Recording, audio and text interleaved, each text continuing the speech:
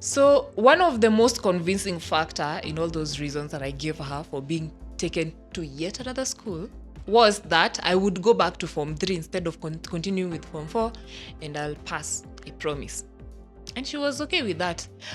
But now, towards the end of first term, a new teacher came to the school.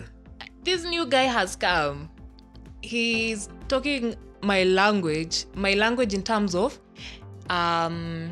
intellectually, I guess. Talking about things you think now in such an environment you're the only one who knows about them. Relatability, he's really friendly with the students. He is talking the language of the elite.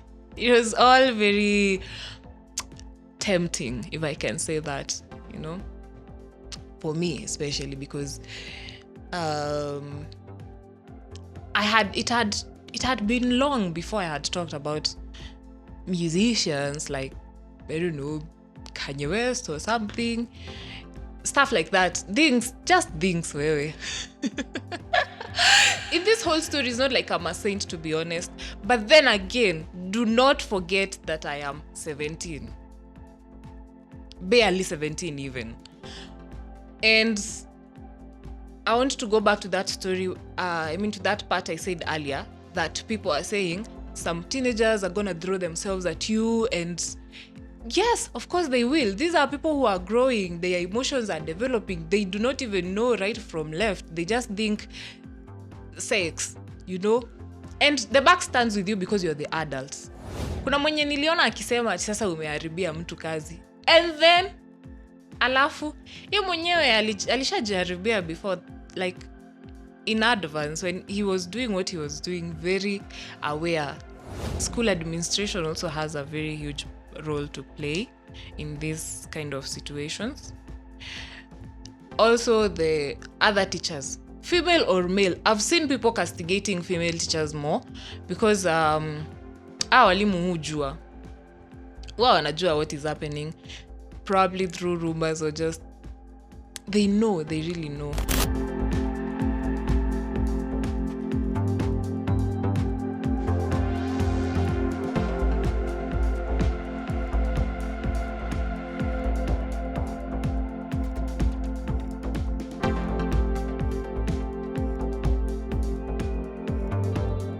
Hi, my name is Carolina, and this is episode 9 of the Dining and Journals podcast. And the most interesting part about this episode is it is kind of a part 2 of the last episode. Ninajua niliwaacha hanging, pole. Another week, another drama. Oh God, my life is a Hollywood movie. So now, I'm trying to remember where I left this story. A lot of you have been asking what happened, and I decided to, utawatch tu wewe ngoja, haiko mbali. Yeah, ishafika sasa, hayawi huwa. Kiswahili kitukuzwe. So, without further ado, this is the continuation of the topic was what? Oh yeah, the topic ilikuwa imeanza with that story where a teacher was accused of being predatory on the students, and kama ilivyo the story yangu had to bring a relatable story because that's actually one of my main parts of my life, really, the one that left a permanent mark, and not in a bad way. I just realized that the fear of talking has been inspired by the feeling like it's my duty to protect people. But then again, recently when I was doing shadow work, I just realized I've been protecting people who are supposed to protect me way back when, but they did not. So it wasn't my job to keep quiet. It wasn't my job to keep their dirty laundry in the privates. And now that I'm talking about this, it doesn't mean that I am airing their dirty laundry. It's just I'm choosing me this time. the silence has been so loud. It has been eating me mdogo mdogo too. You know, I look like a strong lady out there. The big bad girl who goes for it. She's a go-getter. You know, that's how I've branded myself. As much as that is true, I also have my soft sides. I also have those sides that I cry with in the dark when nobody is watching. And I think to reduce the tears a little bit, this whole talking and just sharing it's really part of my therapy journey, you know, my growing journey, my shadow work, my healing the inner child journey. And yeah, so if you are, once again, God, I don't even know why I keep apologizing. You know what? If you're affected, whatever, man. I was also affected and I was young. You're old. Deal with it. Okay. Whew. Okay. So, now, the story, mahali niliachia hiyo story ingine on episode 8, you can go back and check if you haven't yet watched episode 8. It's really interesting, I promise. I'm in Form 4 and I am thinking of not running away per se, like fight or flight. So I'm thinking of choosing flight once again. And it's a very calculated move, as I said. I normally put the reasons. So I've compiled my reasons in quotes, because really those are just excuses to not face my, the things that are myself. Because as I said earlier, the main denominator in this whole equation was me. So whether nimeenda to a international school or a national school, the story would have still ended the same, right? But I didn't know that back then. Saizi tu ndo inanihit. Actually, I needed to probably go to therapy and look at the underlying issues, because I would have kept learning. Hey, Lord, I would have kept running away from the things that are happening to me, thinking that it's the things or the environment that is triggering them.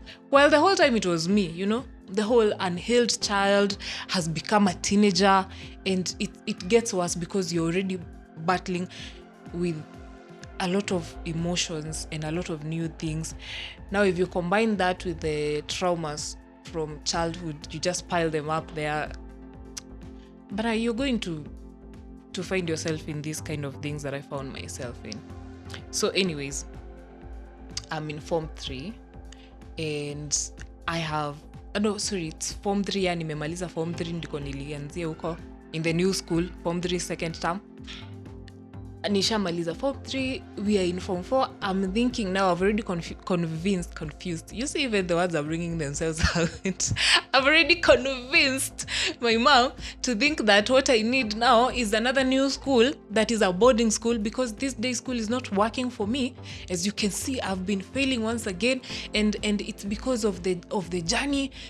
I have to walk for almost 30 minutes or 45 minutes every morning, and also going back, like those were parts of my manifesto trying to convince her why I really need to go to a boarding school. Once again, I would be talking about 4 schools. I'm already talking about 3. It's that bad. So it's Form 4. I'm trying to rush this whole decision of being transferred to a new school before we register for KCSE in this other one. Oh, yes. One of the reasons why she was so eager to transfer me, I had said, if I go to this new school, I'm going to repeat Form 3 so that I can start afresh on a clean slate. Oh my God. I would have cried tears, because now it would have hit me when it's too late. I've already lost a year, that the pattern is the same, regardless of how many schools that I go to. But I had so much hope of, like, if I start afresh, it's going to be different this time, I promise. It will never be different unless, the shadow work and stuff. So one of the most convincing factor in all those reasons that I gave her for being taken to yet another school was that I would go back to Form 3 instead of continuing with Form 4, and I'll pass, I promise. And she was okay with that. But now, towards the end of first term, a new teacher came to the school. Surprise, surprise. This is the whole backbone of this whole story, you know. A new teacher came to the school. He looks lively. He's kind of young. Now, of course, to a normal teenager, 25 is old. But to a teenager who has had, oh my God, you look so old for your age, and acted the same way, 25, bana, that's equivalent of like a 19 or 18-year-old. At this time now, I am in Form 4, I am 17. I've not even yet turned 17 because my birthday is on May. And this is towards the end of first term. So, bado April hata hatujafika. So I'm still 16 in the later months of 16. And this new guy has come. He's talking my language in terms of intellectually, I guess, you know, talking about things you think now in such an environment you're the only one who knows about them. Relatability, you know, when I was back in that other school, we would talk about stuff that everybody relates to because that's what they're used to. Maybe the music, maybe the stories, celebrity stories and stuff like that. Now, I mean, when I came to this new school, it was a very different story. You adapt to them, to their way of life, not them adapting to yours. Now, this new teacher has come. He's really friendly with the students. He is talking the language of the elite. It was all very tempting, if I can say that, you know, for me especially, because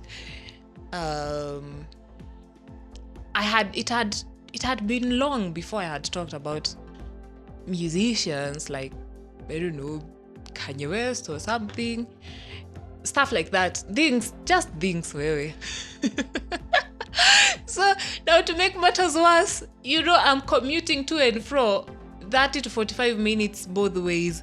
Yes, I had students who came from my home area who used to come pick me. Tunatembea pamoja in the morning and also in the evening because we're going the same route.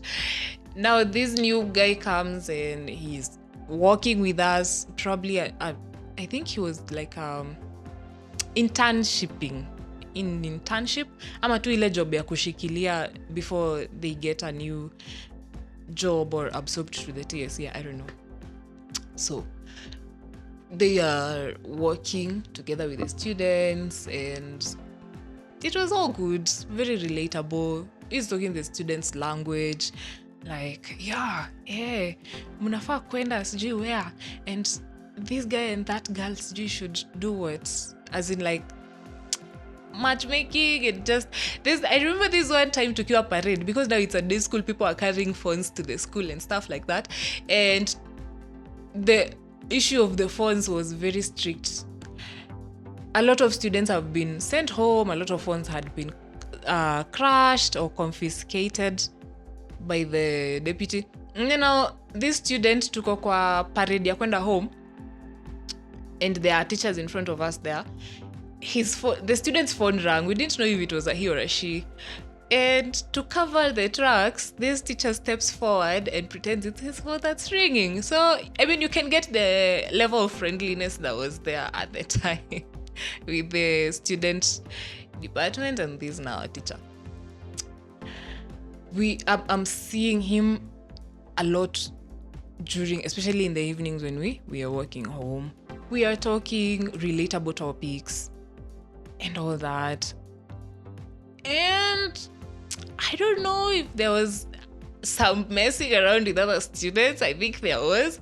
But rumors were really going around very fast that this teacher is talking to those students and chatting wakienda home or something. And I thought, okay, he does that. Interesting. And I don't want to say it through myself, because in this whole story, it's not like I'm a saint, to be honest. But then again, do not forget that I am 17. Barely 17 even. And I want to go back to that story, to that part I said earlier, that people are saying some teenagers are going to throw themselves at you, and yes, of course they will. These are people who are growing, their emotions are developing, they do not even know right from left, they just think sex, and the back stands with you because you're the adults. Until this person hits 18, to the government, your mind and your body and your being should be able to resist this person, right? So this is me. In between that mess, second term, nikapewa simu na mamangu. I didn't have a phone the whole time. If I wanted to communicate with my mom or any other person, which is also my mom, because now what other people do I know, from a distance, I would borrow a phone from my grandfather, But now, I have gotten a phone towards the end of second term. I went to visit my mom for for the midterm, the second term midterm, and I came back with a phone. Kafinya tu. But now it was that time when kulikuwa na messages za ukiwa na 10 bobs juu unapewa 200, and then switch from 200 messages to unlimited. That phone was my undoing, to be honest. So now I have a means of communication, because even if the crush extended to anything more than that before I had a phone, it would really, plans do not really manifest that well without a phone. Because even if we were to meet, how do I know you've reached where we're supposed to meet? But with the phone now, I had all the ammunition I needed to just strike and get to the prize. I don't know if I should say that. That's gross, honestly. Now that I'm thinking about it. The chatting, the communications, the pretending that we didn't just chat the whole night last night, It was so crazy. And in my 17-year-old mind, I am thinking this is it, I like my guys mature. I like I am too grown for my age. Oh God, that is gross, by the way. If you've been telling any girls like that, do not tell them anymore, because a 17-year-old is a 17-year-old, regardless of how bad you want to mask it, regardless of how developed their body features are or their mouth, because the mouth can, the language or the communication, kuna wale wanaambiangwa, even the way you talk, where you're mature, you una utoto, and that is manipulation. And I fell right into the trap of the whole manipulation, to an extent that at that age, even if I didn't date this guy, I would probably have dated somebody else older, Yeah. So I've gotten a phone. That's where before I digressed, that's where we had reached. I've gotten a phone, and now communication is flowing seamlessly. It has gotten to a point where people are meeting, and weekends are weekending. You get the whole how it goes. I don't want to get into details. It's actually gross now that I'm thinking about it. And it reached a point where, if that story ended without evidence, nobody would have known. But there was evidence that this happened. And it's not just with the texts, with the whole pregnancy. So that's like a whole lifetime of, this happened. It happened. This is the life that I lived. This is the truth that I'm living now. And it's really, as I said, it's a very permanent part of my life, right? And I'm really praying that the girls who are being messed around with, because I don't care how much you want to convince yourself. As long as akona uniform, as long as hajafikisha 18, hata kama akona uniform na amefikisha 18. But you can wait. You can wait. Wacha tu tutakuitanga. There's a word that we use when a guy is like way older than the girl, regardless of whether the girl is of legal age or not. But legally, it's allowed, you know. If they have a uniform, resist. I don't know if desist fits in the context, but resist. And that's a child. If they don't want to date their fellow children, if you say no enough times, then they will try. I don't know, they will. Honestly, you just say no. Just say no. And it's even worse if you're the one who is initiating the whole shenanigan, you know? Anyways, it is the end of second term. And a lot has happened at this point. I mean, second term form 4. I think I gave this story when in episode 2 or 1. Was it 2 or 1? I can't remember. But I think I gave this other part of the story. But I hadn't said who or what had happened earlier before that, you know? And I don't know. I think I keep repeating this because I think hiyo nayo imecost watu wengi this whole, you're so mature for your age. Do we tell boys that, and I don't want this to be a gender war or anything, but probably boys' masculinity, they're expected to be that already, but they still act childish. Do we like tell them? I think it's the opposite to the boys, like you're too childish for your age, I guess. I don't know. I'm not trying to create gender wars. The time for gender wars is coming. I don't want to start it now. Yeah, so hiyo kitu now ilini cost, and I try now. I try to be very lenient with my daughter, when it comes to her being a child. I like it when she's just doing childly things, you know. If she still wants pink stuff, I do not even try to ask her if she wants to change to a different color or she wants to do what. This whole idea of stigmatizing the victim, because when I became pregnant, the whole burden was on me. And okay, nilikuwa nafichilia the fact who was the father or how it had happened, because I knew it would have cost him a lot, actually. And also now, you know the way people are given hash money?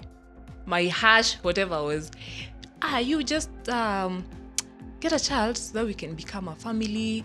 I'm gonna take care of you. Like, you have done enough damage and you still continue manipulating my teenage brain by making me believe these things. I'm already unloved at home. So why are you taking advantage of that fact? You already know I'm gonna believe you, you know, and that is going to, like, that really played a very big part of, there was a lot of confusion, if I can, that's the word to use, because there was a lot of confusion, because I am raising a child. I reached 18 years old when my baby was 1 month old, so still a child myself. And there are all these promises flying right, left, and center, and a few people at this point have known the guy has transferred to a different school. I don't think he still practices. Probably, I don't remember what happened to the whole TSC thing between him and TSC. And I was okay. No, I've remembered this other part now, which is very diabolical, because he was going around telling people that I set him up, that I wanted this to happen. Once again, this 17-year-old who has had all these burdens. I'm not trying to like play the victim here, Whatever happened. But I don't even, I'm trying to think about the morals of the people who he was telling such kind of stories to, and what was going on in their minds. Ati, she set me up. I don't know what. And everybody is allowed to be pro-life, or is it pro-choice or pro-what? But I'm pro-life personally. I don't judge people who are pro-choice, but I'm pro-life when it comes to me, right? So at that time, I chose what I chose. And I don't know if it's the whole amekata kutoa, so, you know, what one person saying umeniharibia maisha, ni nani kati yetu ameharibia mwingine maisha? Make it make sense, you know. And this whole stigmatization, the girl gets more, I mean, even the words are zinanipotea tu, but the girl ndiye huwa ana face more shit. Trying to look for the word. The girl goes through more in life when such situations happen as compared to the boy. And the worst part is society will still see you as the promiscuous one. Is it promiscuous one? And you'll be, even the people who are coming out to talk right now, I know most of them, they did not get out of the whole situation in the pregnancy, but regardless of that, they were assaulted, you know. They were treated in a manner that a school-going child, a teenager, or any woman who is not of consenting age should not be treated. Now utapata tu a lot of people talking smack about it. They just, the one who is, kuna mwenye niliona akisema sasa umeharibia mtu kazi, and then alafu yeye mwenyewe alishajaribia before, like in advance, when he was doing what he was doing, very aware. His frontal lobe, I hear he started the work there 25 years ago. So that's probably what tuseme hata alianza na 20 ama 23. I don't know his age right now. I didn't bother to look at the facts because anyway, his frontal lobe is more developed than this, and the manipulation that he was, I read a part of that whole excerpt. This is from the Alliance incident, and a lot of people were coming with their stories, their incident from their schools. Shule zingine kubwa kubwa hata unashangaa, what? You mean this has been happening there? So what is happening in these other mashinani schools, you know? And I think school administration also has a very huge role to play in these kind of situations. Also the other teachers, female or male. I've seen people castigating female teachers more because walimu hujua, wao wanajua what is happening, probably through rumors or just they really know. So the other parties, as long as you're observing and doing nothing, because why should it take somebody 25 years to be unmasked? And if that one person did not come forward with that one story, we would still not know. And the other people who are coming forward, because we've been downplaying it as there was this trend on TikTok, I guess. It was during my prime, saizi ningekuwa na mwalimu kwa staff room doing what. During my prime, saizi sijui ningekuwa nimeenda kwa dom nikijifanya ni cramps, and then the teacher on duty would come.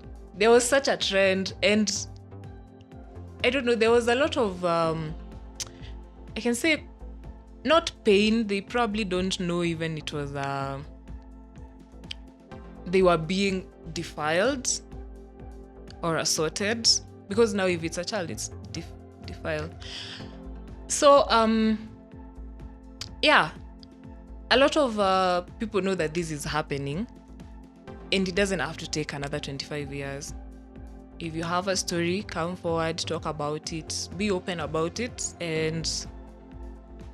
or you can even go anonymous. I'm pretty sure there are other places, other organizations that can help with such cases. Probably not much will be done.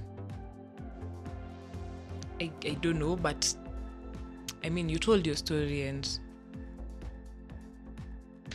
yeah, at the end of the day, the baggage comes off your chest better. I feel better just talking about this. It's gonna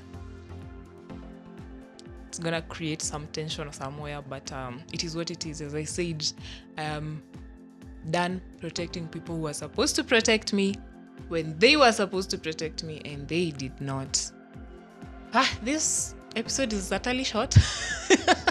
It was literally a continuation of the last one. So hapo mahali imefika ndipo ilikuwa inafaa ifike. Yeah, I've been your host Carolina. Once again, this is the Dining in Journals podcast. Subscribe, comment, share your story.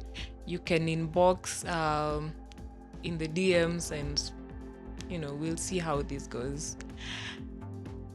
See you in the next episode. Bye.